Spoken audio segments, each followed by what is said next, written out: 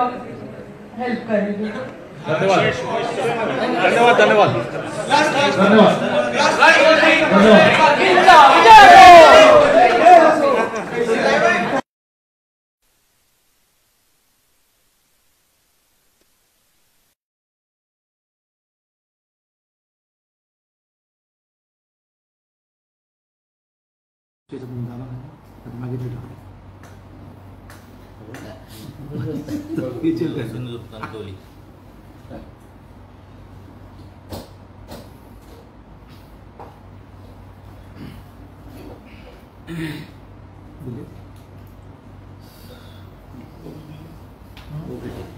Okay ऑटोची आहे ना ती नाही भाई ती पाठवू नको पहिली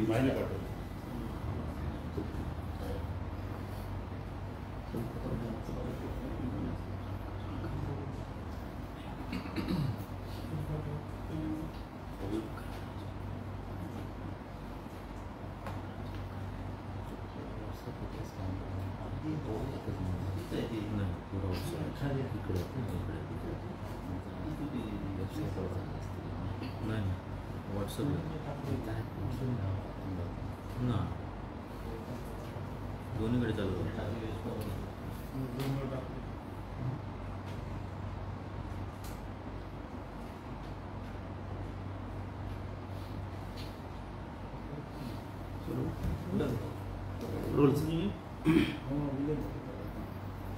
आज सकाळी बोलत असताना भारतीय जनता पक्ष आणि मोदी साहेबांचे या भ्रष्टाचाराने 12 वाजवले असं संजय राजाराम राऊतने उल्लेख केला। ज्यांनी स्वतःच्या मालकाच्या आणि मालकाच्या असलेल्या पक्षाचं 3-13 वाजून टाकलेले आहेत, रसातळाला आणलेले आहेत। त्यांनी दुसऱ्यांचे 12 वाजण्याची भाषा करणं म्हणजे 2024 हा मोठा विनोदच आहे। आज उद्धव ठाकरेंकडे ना स्वतःचा पक्ष ना स्वतःचं चिन्ह आणि ओसाड गावाचे पाटील म्हणून जे ते राज्यभरात फिरतायत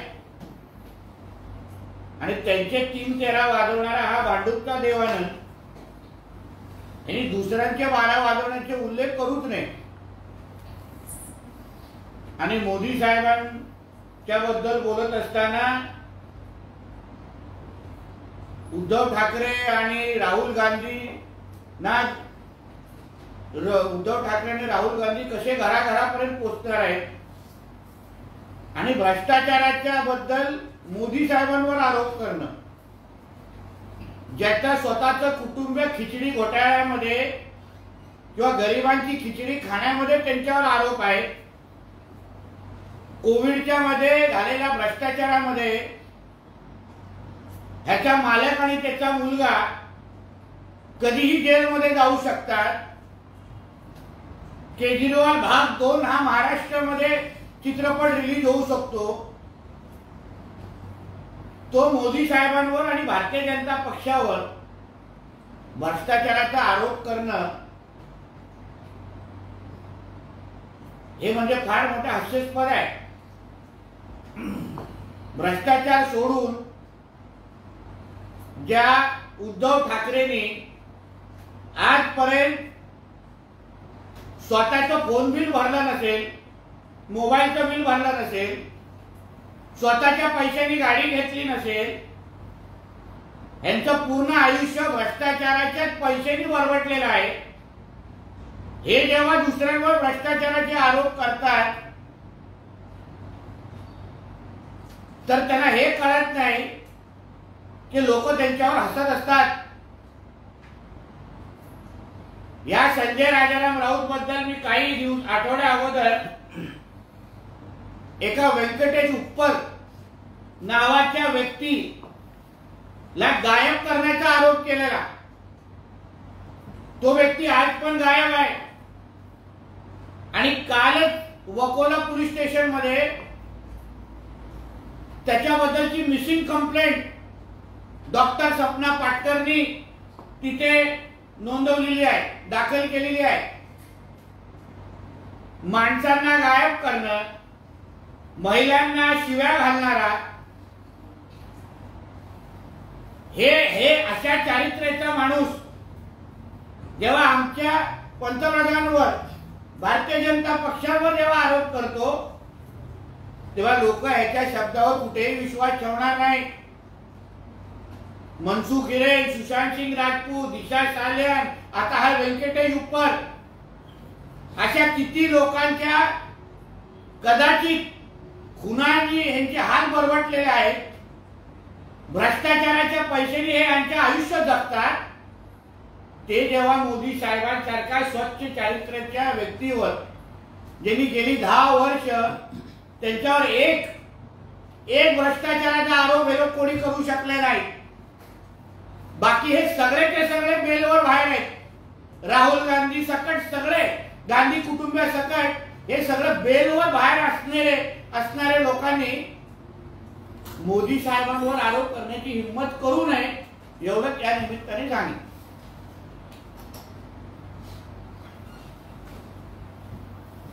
बोला. फडणवीस यांच्यावर टीका करताना संजय राऊत म्हणतात की तमाशातील नाचांवर बोलण्यात काही अर्थ नाही. नरेंद्र मोदी यांची अवस्था ही 2024च्या निवडणुकीनंतर काय आहे याकडे देवेंद्र फडणवीस यांनी लक्ष ठेवावं. काँग्रेसच्या कोट्यावर नाचणाऱ्या बाजारू दलालांनी दुसऱ्यांना नाच्या बोलू नये. संजय राजाराम राऊत सारखे दलाल हे बाजारामध्ये खूप उपलब्ध आहेत. म्हणून दुसऱ्यांना नाच्या आणि हे शब्द बोलण्यापेक्षा तुझ्यासारखा राजकीय दलाल ज्याचं स्वतःचं अस्तित्व काय नाहीये, तुला काँग्रेस दिवस रात्र त्याच्या कोट्यावर नाचत बसते, त्यांनी आमच्या कुठल्याही नेतृत्वावर बोलण्याची तुमची हिंमत करू नये, एवढं त्या निमित्ताने सांगेन. श्रीकांत शिंदे बाबत बोलताना संजय राऊत असं म्हणतात की अजून हा बच्चा आहे, आम्ही नारायण राणेंचा पराभव केलेला आहे.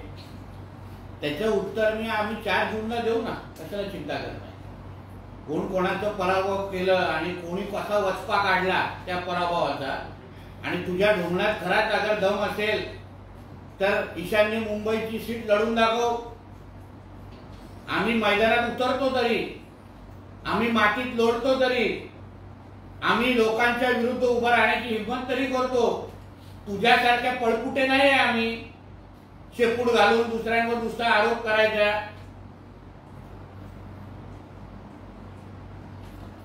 विनायक राऊत असं म्हणाले, नारायण राणे यांची वैचारिक दिवाळी समोर येत आहे. नारायण राणे आता निवडणूक लढू पाहत आहेत आणि भाजपचे उमेदवार आहेत, त्यांच्यामध्ये 70 कोटींचं बजेट असलेल्या आपल्या खात्यामध्ये काय दिवे लावले?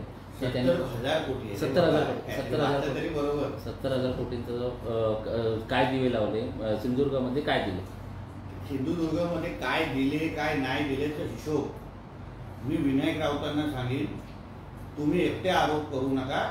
त्याला एका खुल्या व्यासपीठावर राणे साहेबांनी सिंधुदुर्ग जिल्ह्यासाठी, कोकणासाठी काय काय केलं ह्याचा हिशोब मांडायला आम्ही तयार आहोत.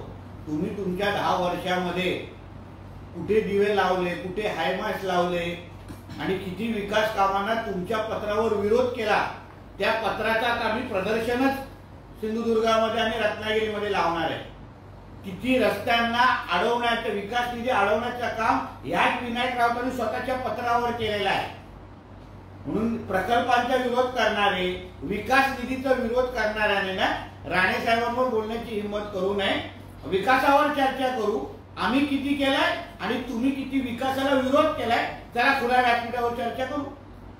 राहुल गांधींनी वायनाडमधून उमेदवारी अर्ज दाखल केल्यानंतर त्यांच्या प्रतिज्ञापत्रामध्ये 55,000 रुपये रोख रक्कम, 26 लाखाची बँक डिपॉझिट, तर शेअर बाजारात 4.25 कोटी, 4 लाखांचे सोन्याचे दागिने आणि त्याचप्रमाणे 9 कोटी रुपये किमतीचे राहुल गांधी यांचे कार्यालय आहे, तर त्यांच्या नावावर एकही कार नाही. आपल्याला काय वाटतं? गांधी कुटुंबीय असेल, उद्धव ठाकरे कुटुंबीय असेल, हे दुसऱ्यांच्या पैशावर जगणारे हे सगळे कुटुंब आहेत. स्वतः भ्रष्टाचार मुक्तचे आरोप भारतीय जनता पक्षावर करायचे मग राहुल गांधी जे प्रायव्हेट प्लेननी फिरतात, मोठ्या मोठ्या गाड्या वापरतात, मोठ्या मोठे घड्याळ जे घालतात, हे कोणाच्या पैशाने आहेत? मग ओला उबरनी फिरणारे आहेत का राहुल गांधी? म्हणून ह्यांची ही जी काय नौटंकी आहे ना, ह्यांची मोदी साहेबांचं नाव घेण्याची पण लायकी नाही. कारण की मोदी साहेब जे सांगतात त्याच पद्धतीचं आयुष्य जगतायत साधेपणाचं. पण राहुल गांधींच्या, उद्धव ठाकरेंच्या, सुप्रिया सुळेंच्या अशी परिस्थिती नाही. दाखवायचे दात वेगळे आणि खायचे दात वेगळे. ह्याला गांधी आणि उद्धव ठाकरे कुटुंब म्हणतात. विनायक राऊत यांचा दुसऱ्या प्रचारातला टप्पा जो आहे तो पूर्ण होत आला आहे. तर दुसरीकडे त्यांनी असा आरोप केला आहे की जो समोरचा उमेदवार असेल त्याचं डिपॉझिट जरी वाचलं तरी भरपूर. बापरे, म्हणजे किती मोठा टप्पा. कारण का प्रत्येक खडा बैठकीमध्ये 60 पेक्षा जास्त लोक नसतात. याचा फोटोग्राफ माझ्याकडे आहे. तळवडे गावामध्ये एवढी त्यांची जंगी मीटिंग काल झाली, तुफान तुडुंब गर्दी होती. ते 60 लोक होते. लोकांना चालायला पण जागा नव्हती. पुरीची पुरी गाडी पार्किंग होऊ शकली असती, एवढी मोठी मीटिंग होती ती. म्हणून विनायक राऊतांना त्या भ्रमामध्ये राहून दे. आमच्यासाठी अतिशय चांगलं आहे. 4 तारखेला याचं सगळ्याचं उत्तर भेटेल. तर काल सिंधुदुर्गात भाजपचा कार्यकर्त्यांचा, पदाधिकाऱ्यांचा मेळावा झाला. महायुती जाऊ. त्याच्या आधी कोर कमिटीची मीटिंग झाली. तर आज रत्नागिरीमध्ये शिंदे गटाचा कार्यकर्त्यांचा मेळावा आहे. नेमका उमेदवार कोण याबाबत कार्यकर्त्यांबरोबर जनतेलाही संभ्रम निर्माण झाला. नक्की आहे. जसे कार्यकर्त्यांना संभ्रम आहे, जनतेला संभ्रम आहे, तशा सगळ्याच उमेदवारांना पण संभ्रम आहे. आणि हा सगळा संभ्रम आज नाही तर उद्या आमचे पक्षश्रेष्ठी क्लिअर करतील. आमच्या सगळ्यामध्ये स्पष्ट आहे की महायुतीचाच उमेदवार आम्हाला निवडून आणायचा आहे. मग तो कोणी असो, काय त्याच्यामध्ये किंतु परंतु नाही. पण प्रत्येकाला आपल्या आपल्या पक्षाची बैठक आणि कार्यकर्त्यांशी बोलण्याचे अधिकार आहे. जसं भारतीय जनता पक्षाला आहे, तसं शिवसेनेला पण आहे, तसं राष्ट्रवादीला पण आहे, तसं RPIला पण आहे. प्रत्येकाने आपल्या आपल्या कार्यकर्त्यांशी बोलावं, विश्वासात घ्यावं. कारण का शेवटी 3 पक्षाचं, 4 पक्षांची ही महायुती आहे. म्हणून सगळ्या कार्यकर्त्यांच्या मध्ये म्हणजे एकजूट आणण्यासाठी प्रत्येकाने बैठक घेत असतील तसे स्वागताची गोष्ट आहे. आणि आज या वेगवेगळ्या होणाऱ्या बैठका तुम्हाला सगळ्या एक संघ काल सुरू झाली ना महायुतीची बैठक. दीपक केसरकर साहेब होते, राणे साहेब होते, मग नंतर राष्ट्रवादीचे सगळे नेते मंडळी होते, जोरात होते सगळं. उदय सामंतांनी ही नारायण राणे यांची कुडामध्ये येऊन भेट घेतली. बंद दाराआड चर्चा झाली. बंद दाराआड चर्चेत सामंत कुटुंबीय आणि राणे कुटुंबियाचे हे राजकारणाच्या पलीकडचे संबंध आहेत. किरण सामंत होते, उदय सामंत जे असतो ना, हे राणे साहेबांना वडिलांप्रमाणे मांडतात, मान सन्मान देतात, असंख्य राजकीय सल्ले त्यांच्याकडून घेतात. म्हणून अशा पद्धतीची भेट, आपल्या कौटुंबिक भेट झाली असेल, अधिकारवाणीची भेट झाली असेल तर त्याला राजकीय चष्म्यातून बघू नये. जसे निलेश आणि नितेश आहेत ना, तसंच राणे साहेबांसाठी किरण आणि उदय सामंत आहे. म्हणून उद्या अगर निलेश आणि नितेशांना भेटलं त्याचा बंद दाराआड चर्चा म्हणत नाही. तसं उद्या काल जसे उदयजींना भेटले तसंच अधिकारवाण्यांनी भेटण्यात कौटुंबिक ती भेट होती. तर या मतदारसंघाच्या उमेदवारीबाबत भाजप आणि शिंदे गटाकडून दावेदारी केली जात होती. किरण सामंत यांनी स्वतः जाहीर केलं होतं की आपण लढणार आहोत, इच्छुक आहोत. त्या पद्धतीने त्यांनी मुख्यमंत्र्यांची भेट घेतली होती. मात्र काल अचानकपणे त्यांनी सोशल माध्यमांवर आपण या निवडणुकीतून माघार घेत असल्याचं सांगितलं. मात्र त्यानंतर उदय सामंतांनी नागपूरमध्ये असं स्टेटमेंट केलं की ते भावना वेळेस होऊन बोलले. नेमकी ही काय? किरणजींना मी जेवढं ओळखतो, जेवढं थोडंफार ओळखतो, तो फार सरळ मनाचा, साधे मनाचा माणूस आहे. त्यांनी कुठल्या विचारांनी आणि कुठल्या भावनेमध्ये येऊन ती पोस्ट केली असेल ह्याचा अंदाज मी देऊ शकत नाही. स्वतःच ते देऊ शकतात. फक्त जसं मी परत उल्लेख करतो, आमच्या सगळ्यांचे हे संबंध हे राजकारणाच्या पलीकडचे आहेत. किरणजी हे आमच्या कुटुंबातला एक भाग सदस्य आहे. म्हणून त्यांना ज्या काही त्यांच्या भावना आहेत त्या आम्हीही समजून त्यांच्याबरोबर आम्ही उभे आहोत. त्यांना त्यांच्या राजकीय वाटचालीमध्ये जसं राणे राणे साहेबांची साथ आहे तसं त्यांच्या पूर्ण राजकीय वाटचालीमध्ये माझी, निलेशजींची सगळ्यांना साथ आहेतच. म्हणून त्यांना कुठेही कोणीही एकटं पाडू शकणार नाही. एवढी शाश्वती आम्ही सगळेजण देऊ शकतो. आणि अशा पद्धतीचा संवाद आमच्या आणि किरण सामंतजींमध्ये आणि उदय सामंतजींमध्ये तर आहेतच. म्हणून त्याच्याबद्दलचं काय बोलायचं आहे ते सामंत कुटुंबियाने म्हणजे उदयजींनी स्पष्टीकरण दिलेलंच आहे. फक्त किरण सामंतजी एकटे नाहीत, आम्ही सगळेजण त्यांच्या बरोबर आहोत, ताकदीने उभे आहोत आणि आम्ही एकत्र मिळून महायुतीच्या उमेदवाराचा प्रचार करणार. किरण सामंतांच्या या पोस्ट नंतर उभारचे आमदार वैभव नाईक यांनी असा आरोप केला होता की नारायण राणे यांनी मुंबईमध्ये घेतलेल्या प्रेसमधून दम दिला, त्यामुळे किरण सामंतांनी हे असं केलं. बरं असं आहे की वैभव नाईकांचा हा धंदा आहे. कारण का त्यांनी अगर सकाळी उठल्यापासून रात्री झोपेपर्यंत अगर राणे साहेबांचं आणि राणे कुटुंबाचं नाव घेणार नाही तर त्यांना मातोश्रीचा पगारच मिळणार नाही. म्हणून आपल्या पगारासाठी अगर कोण काय धावपळ करत असेल, फडफड करत असेल तर त्याला जास्त महत्व देण्याची गरज नाही. कुडाळ मालवणमध्ये आम्हाला खासदारकीच्या निमित्ताने मिळणारी लीड ही वैभव नाईकाला ह्या निमित्ताने उत्तर. सर यावरच असं की संजय राऊतांनी टीका केली आहे उदय सामंत यांच्यावर की काल त्यांनी उदय सामंत यांनी असं म्हटलंय की उभाटा गटाचे अजून 8 आमदार आमच्या संपर्कात आहेत. मात्र दुसरीकडे जर पाहिलं तर संजय राऊत असं म्हणाले की 8 नाही 80 असतील. मात्र हे 80 जमा करण्यापूर्वी पहिलं तुमच्या भावाच्या तिकिटाचं कन्फर्म करा. आणि मी संजय राऊतजींना पण सांगेन की किरण उदय सामंतांच्या भावाबद्दल चर्चा करण्यापेक्षा, चिंता करण्यापेक्षा तुमचा भाऊ नंदनवनला किती वेळा जाऊन बसतो ह्याबद्दल संजय राजाराम राऊत चिंता करावी. नंदनवन हे मुख्यमंत्री साहेबांचं घर आहे. कितींदा ह्यांचा भाऊ तिथे तडफडत असतो ह्याबद्दल पहिले संजय राजाराम राऊतनी बघावं आणि मग उदय सामंतांना सल्ले द्यावे. स्वतःचा भाऊ स्वतःच्या कंट्रोलमध्ये नाही, दुसऱ्यांच्या घरामध्ये नाक घालण्याची सवय त्यांना झालेली आहे. साहेब आज मालवणी भाषा दिन आहे आणि मालवणी जनतेसाठी आपल्या शुभेच्छा. एकंदरीत मच्छिंद्र कांबळे यांचा आज जन्मदिवस त्यानिमित्त मालवणी भाषा संदर्भात एक वेगळं आकर्षण आली आहे. मच्छिंद्र कांबळेजी हे आमच्या मालवणी भाषेतले अमिताभ बच्चन आहेत. त्यांच्यासारखा उंचीचा माणूस हा अजूनपर्यंत तरी आपल्या मालवणी मातीतून जन्माला आलेला नाही.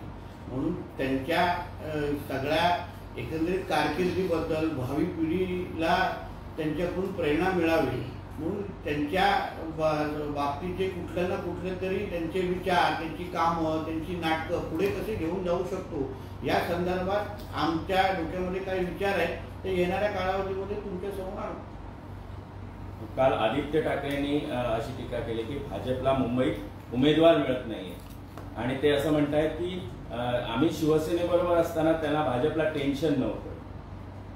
काय खरं आपलं? तुम्ही नसल्यामुळे आम्ही टेन्शन फ्री झालेलो आहोत.